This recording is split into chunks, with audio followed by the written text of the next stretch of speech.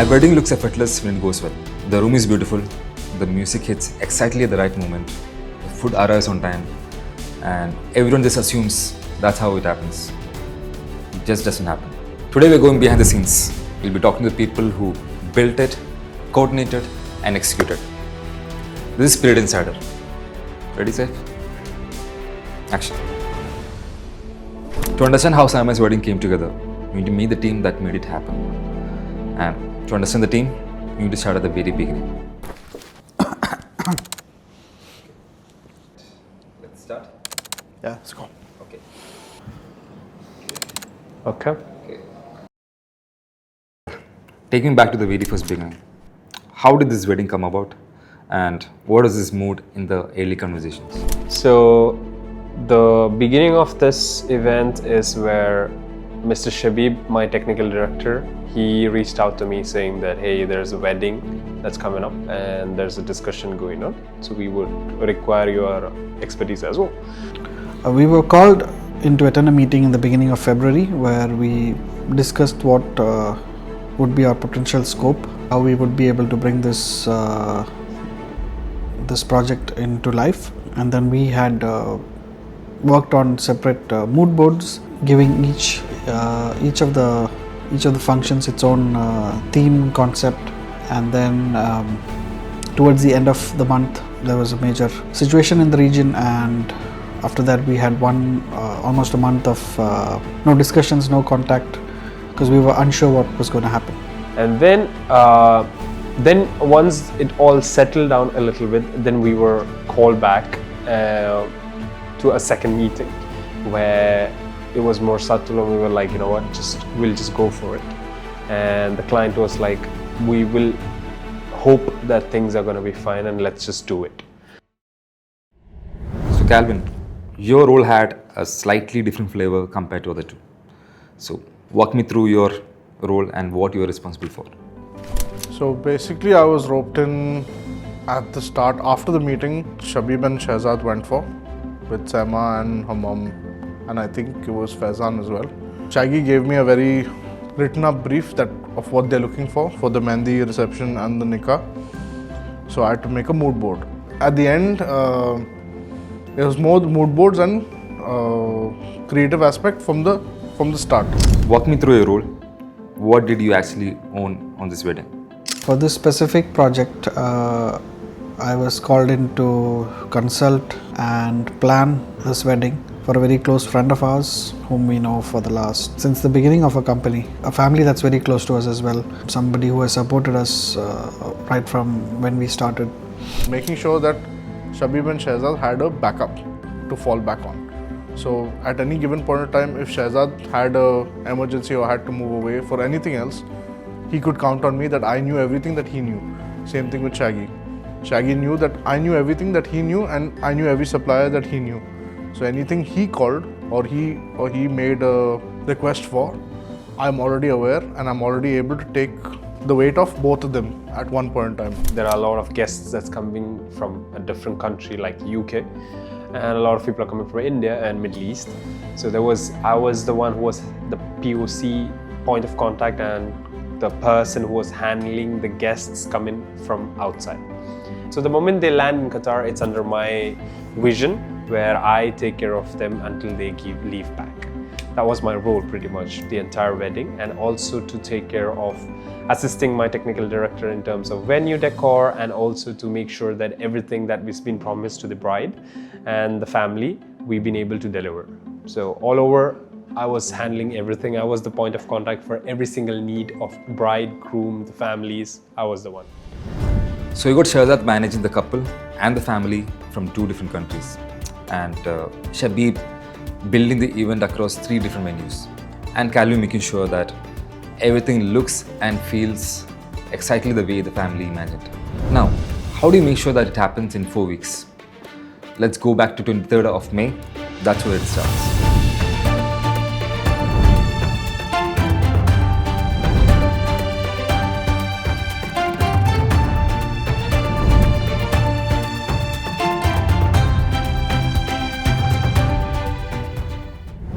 We're setting up 2 events simultaneously. Mehendi at the Marriott and Nikah at the Daphna Villa. What does that actually look like?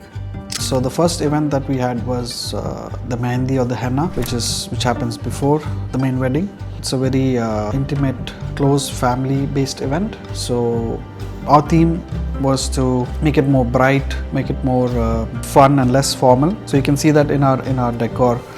And basically the theme was a Moroccan souk mixed with an Indian festival.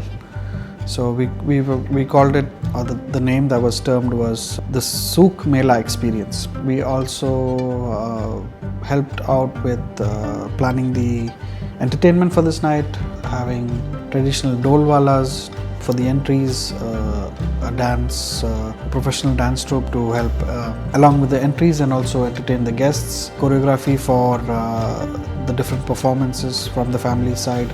Overall, bringing a fun element into this event. So the Mehendi was at Marriott Marquis, which in the Al Arin ballroom. Supposed to be very colorful, had a Moroccan theme and a Moroccan Indian theme more than anything. We had to make it not look gaudy, but at the same time aesthetic and pleasing to the eyes, wherein it's not too much of color, but it's not less. It didn't have to be an elegant soiree, it had to be a very playful, interactive, people, running around, dancing, having fun. That was the whole concept of the Mehendi, and that I think was delivered perfectly.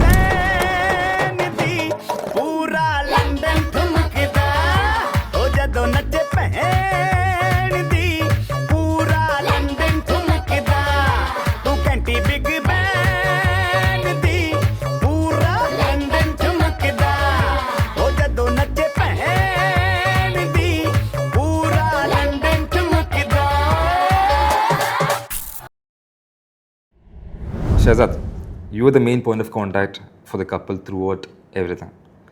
And the Nikah is the most personal event. So what was that day like for you?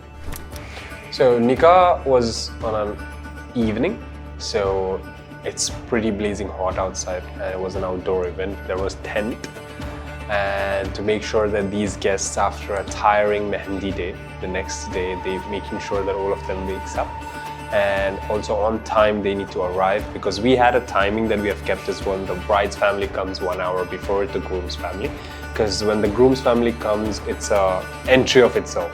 So I was there also as show calling and making sure the timings are met perfectly and not there is one delay happening in between. In this case, we found an appropriate place within the residence of our client to build a tent which could accommodate about 50 to 60 people. Also execute our decor theme, which was revolving around florals, fresh florals and light pastel shades of pink and white.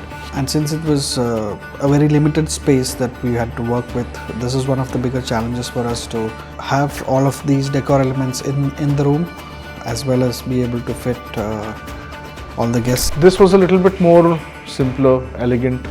It had a very Bridgerton vibe, which was what Saima was looking for. Simple stage, simple decor, little bit of flowers, little bit of touch of pink, touch of purple. Not too extravagant, not too crazy.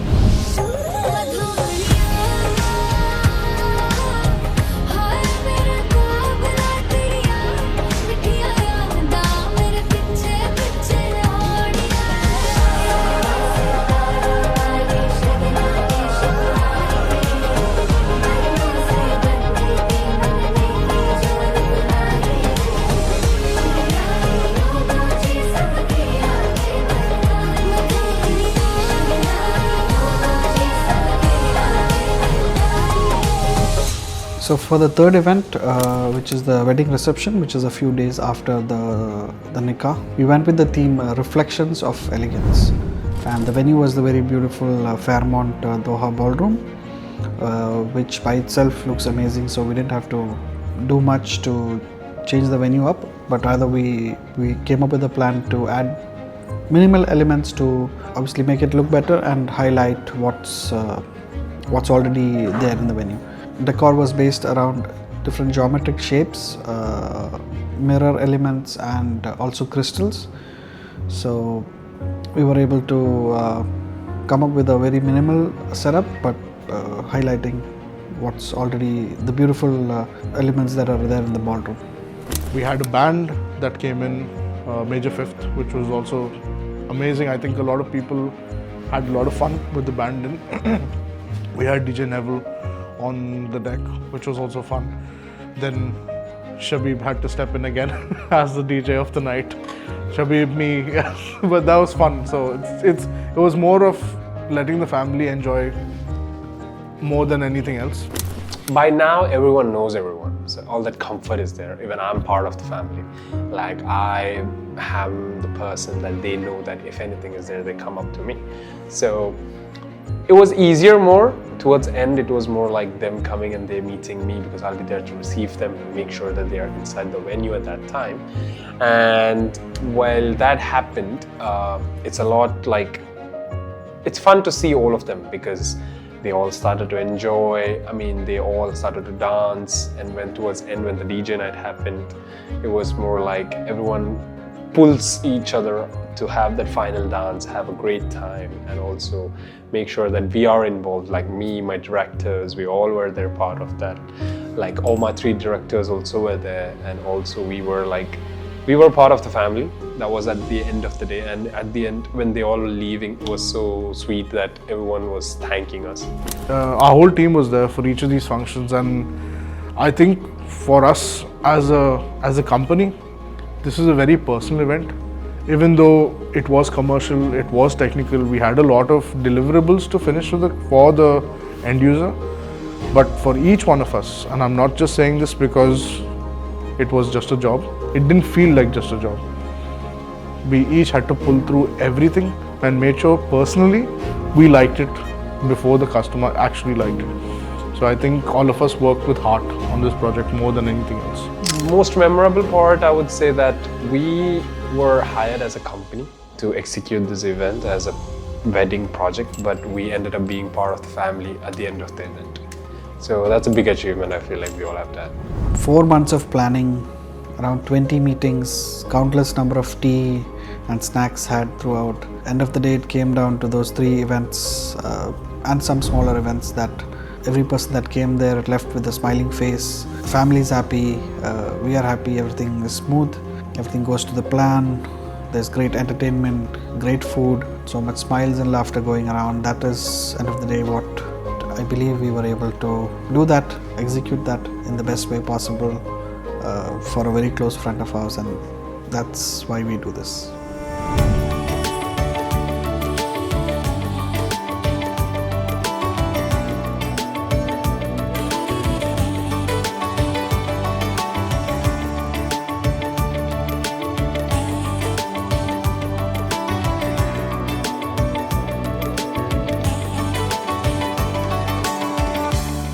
Five events, one family. A team that made sure from the very first conversation happening in February and to the last guest leaving from Doha, Saima and her family never had to worry about any single thing. And that's what this work is, and that's what this show is about. Spirit Insider, see you for the next one.